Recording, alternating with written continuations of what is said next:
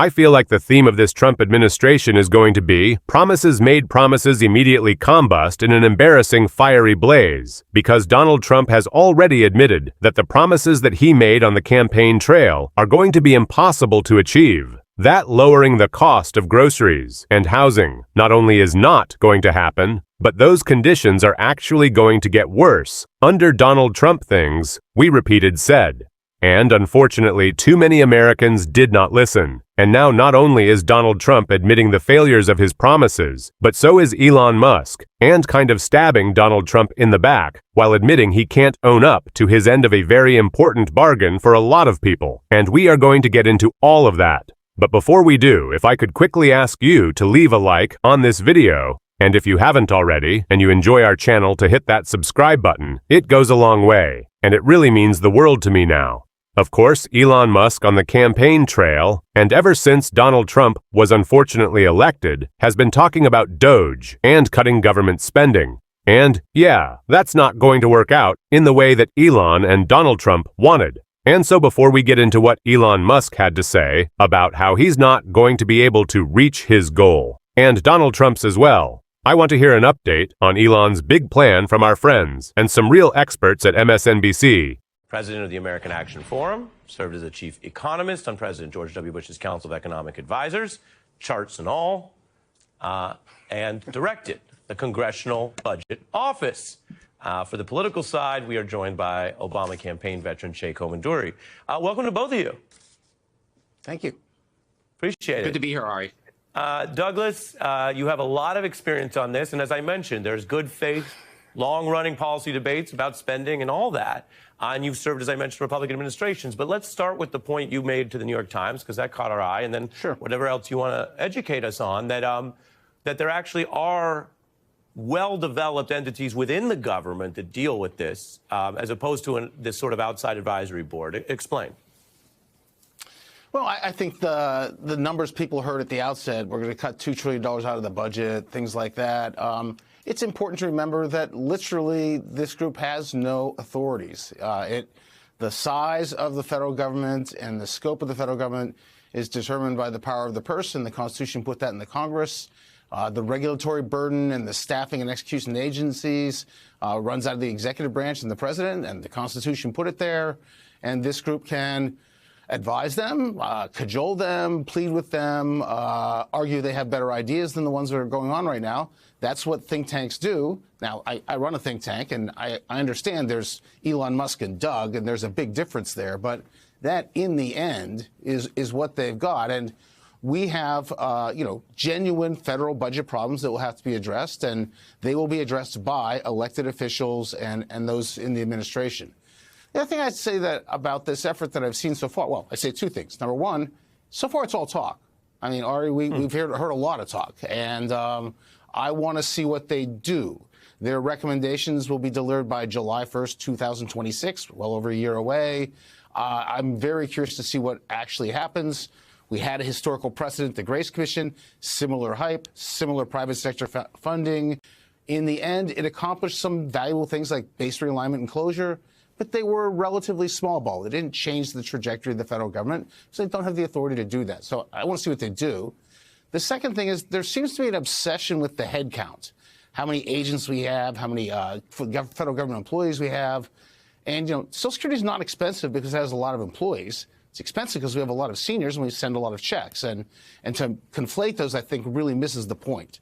They should use their expertise to fix real things. Do you think that's a misunderstanding? Because some of these people, despite their other accomplishments, might be budget rookies? Or do you think that's just sort of a political thing? Because you've done both. You've been in a political environment dealing with real numbers, where politically it somehow appeals to people to simplify and say, we're just going to cut the bureaucrats. Yeah, it's easy politics to say that. It's the same as saying, oh, we'll just sit down and it's just like the family sitting down at the kitchen table. The federal budget's, 20% of the of the U.S. economy. It's huge. It's very complicated.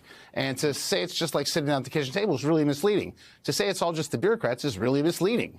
So, you really have to get to the nub of the issue, quite frankly. And one of the things that I have noticed about businessmen coming into government, and I say this lovingly, they're not always my best allies in economic policymaking, is that They don't understand that what they view as an extra cost, a set aside for veterans firms, a set aside for small business, a set aside for female-headed firms, those are policy goals. Those aren't extra costs. Those are things that Congress and administrations deliberately put in there. And so from the private sector viewpoint, they think, oh, my God, this is all wrong. But that's actually not a bug. It's a feature. That's what we wanted to try to accomplish. Exactly. And you mentioned if you have a space that's largely male-dominated and there's Congress makes a policy priority of bringing more women in, that's a choice. Or bringing more green jobs in, which is one of the reasons that Tesla got that money that we showed Mitt Romney criticizing. Che, I'm just going to put the dog back up on the screen. Who doesn't love a dog meme? But what does it tell you that they started from the jump by trying to sort of grift or pocket a benefit out of their advisory board for crypto that Musk owns? Well, it reminds me of the famous line from the TV show Succession, "You are not serious people." Elon Musk and Ramaswamy are not serious people. This is entirely run by, like, the same way everything that Elon Musk has done in politics is done. It's primarily a social media entertainment, and it is designed to enrich him, but it is not a serious attempt to cut the federal budget or to improve efficiency or get rid of fraud and waste. What Elon Musk, if you forget, Elon Musk nearly shut down the government a few weeks ago.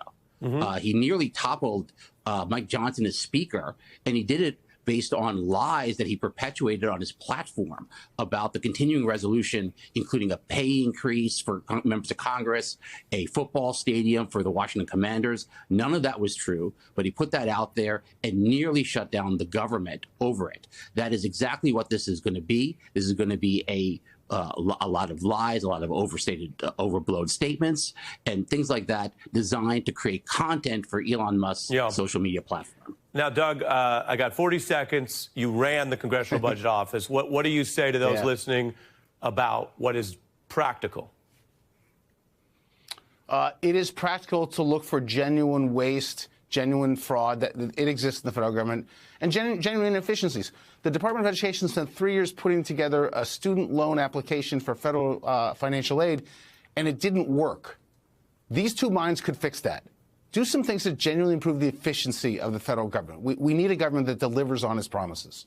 That's what they should focus on. So yes, the lofty goal of cutting $2 trillion in government spending that Elon Musk promised and attached to Donald Trump's agenda looks like and is not going to happen. And we know where those cuts, of course, would be coming from. Because the portion of the government budget that is actual employees and their benefits is around 2.3%, so you're not getting the money out of there. It would be from Medicare and Medicaid and Social Security. So Elon could have a bigger tax cut, but this isn't actually going to happen, or at least won't right now, thankfully. And Elon already just had to admit that in the most embarrassing way. Take a look at what he had to say. Musk says Doge might not be able to cut $2 trillion actually. Trump ally and co-president Elon Musk promised last year that his so-called Department of Government Efficiency would cut at least $2 trillion due from the federal budget Wednesday. Though he said the real figure may end up only being half. That I think we'll try for $2 trillion. I think that's like the best case outcome, Musk said, but I do think that you kind of have to have some overage. If you try for $2 trillion, you have a good shot at getting one, even after lowering expectations to $1 trillion. Dough Musko is no easy feat and could require severe cuts to certain parts of the government. Still, he's found some momentum in Congress, which already has caucuses in both chambers dedicated to working alongside him, and Doge co-leader Vivek Ramaswamy President-elect Donald Trump, too, has started to mitigate expectations that he made on the campaign trail, telling Time magazine that it will be hard to bring down grocery prices, something he campaigned on often last year. Though he believes they will still go down. Look, they got them up. I'd like to bring them down. It's hard to bring things down once they're up. You know, it's very hard. Trump told Time, excuses, excuses, excuses. But this is what we've come to expect. Donald Trump is not the type of guy to keep his promises, keep his word, pay his bills, do what he is supposed to, follow the law. For that matter, stay faithful to things he said. Women, he's married, people he's dating. This is Donald Trump. This is what we have come to expect. And this is what we warned people about. It's why so many already who voted for Donald Trump before he's even been sworn in are starting to regret that decision, because Trump's not trying to temper expectations. That would be one thing. He's essentially trying to abandon these ideas and promises. Altogether, he's saying, oh, I knew you really like the idea of lower prices, but would you settle for buying Greenland? And the overwhelming answer is no. And this is again what we tried to warn people about, and why Donald Trump is trying to lower expectations. Just listen to J.D. Vance shell out a whole bunch of nonsense in an interview with Fox, right here. How does President Trump plan to handle these last-minute things, and what are his own executive actions planned, especially with regard to the border on day one? Yeah, so Shannon, if you step back a little bit, I do think it's important to reiterate that not just on the border, but on a whole host of issues, President Biden has left us an absolute dumpster fire. Now, we're excited to get to work, but we need to be open and honest about the fact that President Biden has not left the next administration in a good place, right? FEMA's funds are depleted. We have a wide open southern border. Oil is going through the roof. Bond yields went from 4.1% to 4.8% in a month. And that's on top of the fact that President Biden has been running the largest peacetime deficits in the history of this country. So we've got a lot of debt, a lot of problems, and a wide open southern border. And thank God that Donald Trump takes office in a week and a half, because we need somebody to actually govern this country effectively. Now, they are trying to lower expectations, and they are lying in doing. So President Biden left you a terrible economy, a terrible border that's seen lower monthly crossings than multiple points during the Trump administration in the past 6 months. Really, that's the horrible situation that President Biden and Vice President Harris have left you. And again, we have talked on this show some about Donald Trump's ridiculous musings and postings about Canada, the Panama Canal, Mexico, Greenland, any number of things, but what we always have to do is connect them back to the real through line, that this is in fact a distraction and an effort by Donald Trump and Elon Musk to lower expectations and try to shift the blade, keep accountability out of their corner as they focus on tax cuts and nonsense. This is all a show to them. It's entertainment and an effort to make themselves richer. That is what it's all about. And if they want to talk about the actual state of the country being left to them, listen to President Biden right here. My administration is leaving the next administration with a very strong hand to play. And we're leaving them in America with more friends and stronger alliances, whose adversaries are weaker and under pressure. An America that once again is leading, uniting countries, setting the agenda, bringing others together behind our plans and visions. An America which is no longer at war, which has made historic investments in American workers, American energies, American factories, generating the strongest economy in the world, which is now in a much better position to win the future against any competitor. These wins are not partisan, they're American.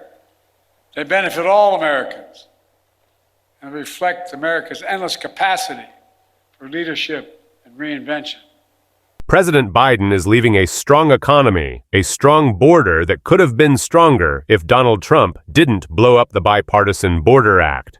Let's never forget that he is not coming into a situation like President Biden did this time 4 years ago, where everything was coming apart at the seams. We were trying to recover from not only a recession, but bring ourselves out of the co-pandemic, and in doing so, bring about trust that the government was severely lacking with people to make sure that they would get vaccinated and follow CDC guidelines to make sure that we could actually get out of the pandemic. That's what President Biden accomplished, and mind you, always saw job creation in every year, every month of his presidency while doing. So that's what Donald Trump is inheriting, like he did in 2016, after the Obama presidency, strength and respect on the world stage. Will he squander it?